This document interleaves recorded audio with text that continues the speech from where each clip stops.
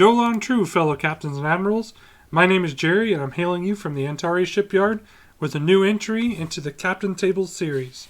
In this series, we gather around this virtual table to talk about intrigue and the possible strategy of highlighted cards from the most recent releases. Today, we're going to be diving into the weapons that come with the Alliance Part 2 set. We dive into the interactions between these cards and look for synergies and combinations that can help you elevate your game. So gather around, my fellow captains and admirals, and together we'll unlock the secrets of these cards. So we're going to be talking about the weapons that are coming from the Alliance Part 2 pack. Keep in mind, while this video is Alliance flavored, it is not strictly just Alliance. So we're going to be talking about cards in all aspects of Attack Wing and how these cards can best be folded into Attack Wing. And we'll talk about a little bit about the Alliance parts as well. So let's go ahead and reveal the cards. And I actually did something a little bit different with this video.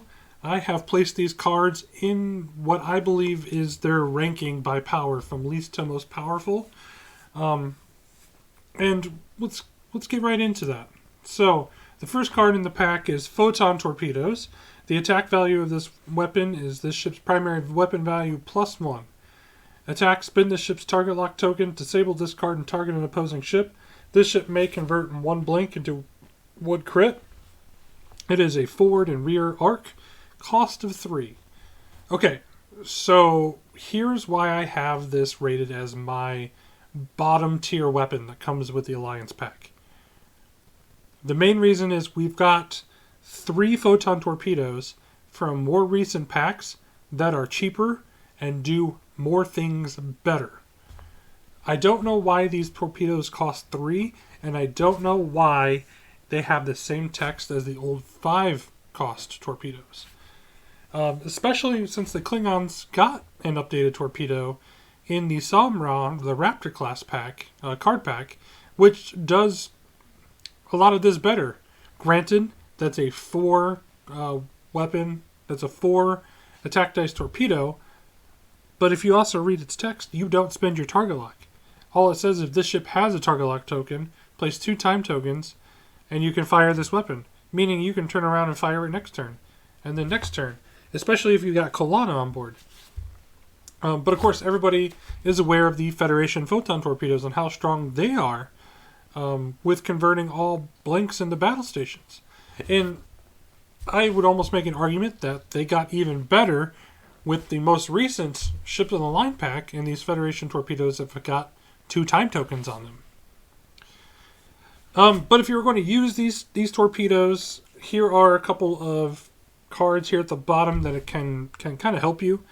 Miles O'Brien, you can disable this card, remove a disable token from attack or weapon upgrade. Pair him with a card like Phlox, who allows you to also, in the activation phase, get rid of a disable token from a crew. That's just kind of one of those assembly lines that I like to run sometimes. I generally did it with the old Fed torpedoes, but you could do it here too. You got Sakona that comes in, gives you an additional weapon slot, but also reduces the cost of 5 SP or weapons that are cost 5 or less. So in this case, these torpedoes would be a 1 cost, which I could see you using at that point. And of course, you can always run Metaphasic Sweep. It's the free action that gets you a target lock, even on a ship that's cloaked. Alright, so the next card in my ranking is Forward Battery. It is a 1 per ship, Vorcha Negvar only, 5 points. When defending, so while you're defending, declare target step. If the attacking ship is in your primary firing arc, roll 1 attack dice. On a hit or crit result, and deal 1 damage to the attacking ship before it attacks. So this is kind of like a nice little jab, you're going to attack me. Here's a possibility that you might get damaged, and it'll go to the shields, it'll go to the hull. But really, there's one card that I can only find that kind of synergizes with this, and that's Julian Bashir, a 4-point Federation crew. At any time, you may discard this card to re-roll any 1 dice. He's really the one card in the game that lets you pick and choose what dice to re-roll. So a lot of people like to run like the Elite Attack die, one of the OP attack dices that went out. he could choose, Julian Bashir can reroll that. He could reroll a defense, he could reroll an attack dice, he could reroll a warp core breach at any time. Disruptor Overcharge is the next card in the ranking here. It is locked 1 per ship, Vorcha class only, 3-point weapon. When attacking with this ship's primary weapon, roll an attack dice. During the roll attack dice step, if you rolled at least 1 crit result, add 1 hit result to the total. Now keep in mind, this has got a range 1 to 2 limit on it, so your attack has to be within range 1 to 2. So I kind of took a different approach to this card, looking for synergy, and I went more with cards that also add other things. So you could create a ship or a fleet that's designed to just keep piling the hits on. First card I got here is the animated version of Core. You place 2 time tokens, you get to roll an attack dice, your ship gets to stay cloaked. But more importantly, if he's equipped to a Klingon ship, which in this case will be on a Vorcha class, you get to add a hit. So now we're going to add 2 hits to the result. Kang, if you're on him instead, you get to target an opposing captain. When you attack that ship, you get to add 2 crit results. Klingon Gunner, when attacking during the modify attack dice step, discard this card, add 1 hit. Klingon Beck, when attacking, discard this card, convert 1 hit into 1 crit. Now keep in mind, you can choose the order of operations here. So you can discard Klingon Gunner to add that hit, and then you can discard Klingon Beck to convert that hit into a crit. That's 3 points. That's 3 points to discard, but interesting nonetheless. You got Chemosite, again, when attacking, discard this card, add 1 hit. And of course, you've always got Mr. Old Reliable Drex here. When attacking this round, you may convert your 1 battle station to a crit, and then all the rest of your battle station results into hits. He's just that guy that comes in that's got your security for your battle stations. Alright, moving on to the next card here, we've got Converging Fire. So with Converging Fire, it is 1 per ship, locked to Vorcha Negvar class only, 2 points. Combat phase, friendly ships may treat your target lock tokens as their own. Alright, so again, I kind of went out on a different limb with this, and really the cards that I could find that synergize well are those cards that allow you to reach out and use other tokens. So Coordinated Assault wouldn't be on the same ship as Converging Fire, but if it's on a supporting ship, you could reach out and give whatever ship Converging Fire is on a token in support of. And of course, you can run Enrique Muniz, place 2 time tokens on this card, and target a friendly ship within range 1 to 2. This ship may use a battle stations, an evade, or a scan token besides the target ship as if it was besides this ship this game round. So again, Muniz is another card that reaches out and uses a token from a different ship. So you can reach out, use a target lock, and then with Muniz, reach out, use the battle stations. Especially if you're firing something with torpedoes and you need that extra quality. Alright, last card is Torpedo Fusillade, and it's not new into attack wing in any sort. It's my top weapon because it is a reprint from the starter pack, the 2017 Core Federation vs. Klingon starter.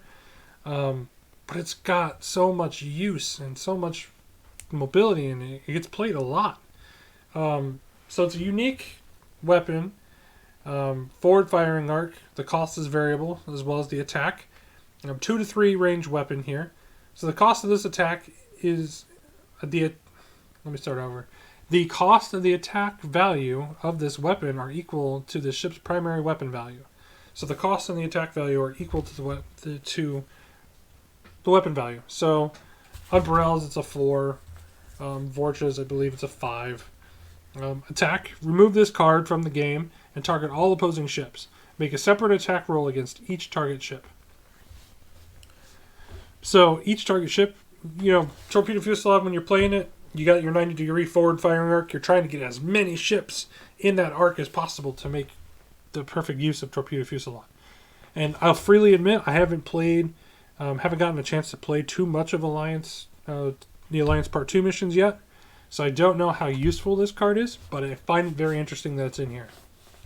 So Drex, Drex and Ingarin are your two that you can use with Fusillade. They get paired quite often. Just changing those battle stations into a crit and all the rest of the hits. And they can do it for each attack. Core is another one that gets used a lot. He gets, +1 attack dice, stays cloaked during the attack, and then you get to add a hit afterwards. The Kaskari, when attacking a ship with a hull value of 4, you can steal the scan battle station Reveille that's next to that ship. And of course, if you're attacking a Klingon or a Klingon captain, you get to add a hit. I like to pair the Kaskari and the Fusillade up a lot, because I generally play against a lot of heavier people that run heavier ships.